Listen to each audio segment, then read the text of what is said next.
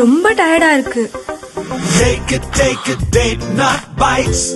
அர்ஜுனுக்கு என்ன படிச்சாலும் மெமரியில இல்ல. Take it, line date not bites. Oh no, ரொம்ப போர் அடிக்குது.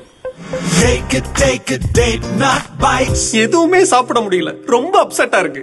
Take it, line date not bites. இயற்கையான டேட்ஸ், பாதாம், பிஸ்தா, கேஷு அண்ட் ஹனி கொண்டு தயாரிக்கப்பட்ட Lion date nut bites energy bar. Take it, line date not bites.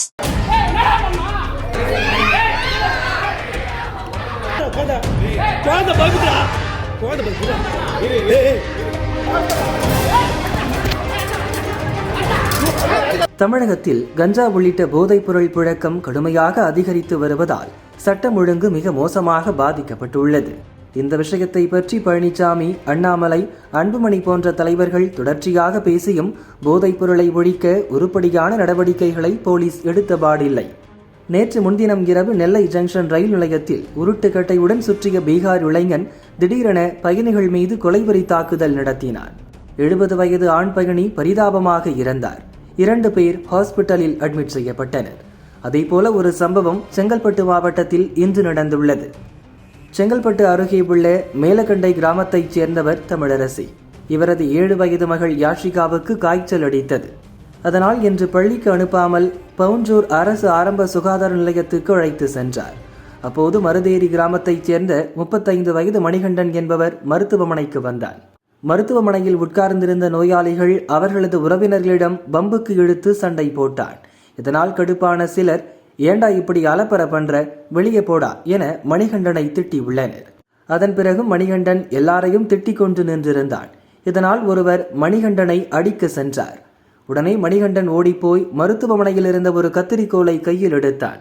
அருகில் உட்கார்ந்திருந்த சிறுமி யாஷிகா கழுத்தில் கத்திரிக்கோலை வைத்தான்.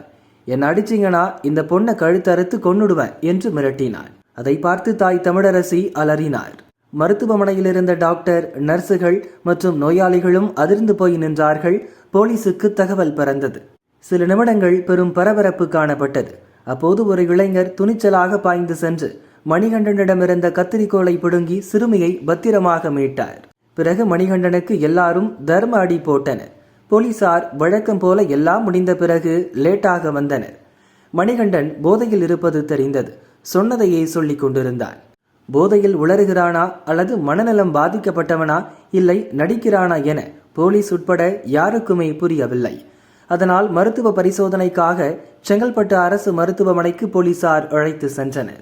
மக்கள் அதிகம் வந்து செல்லும் ரயில், பஸ் நிலையங்கள், மருத்துவமனைகளில் போதுமான போலீஸ் பாதுகாப்பு இல்லை என்பதையே நெல்லை ரயில் நிலையம் மற்றும் செங்கல்பட்டு ஆஸ்பத்திரி சம்பவங்கள் காட்டுகின்றன.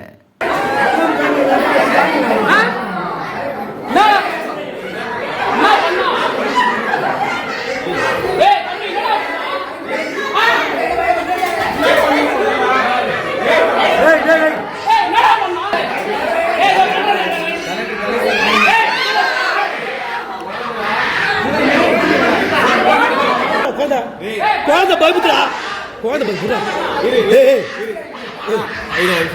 படுத்தல வாடா, படுத்தல வாடா, படுத்தல வாடா. ஏய் படுத்தல, படுத்தல வா.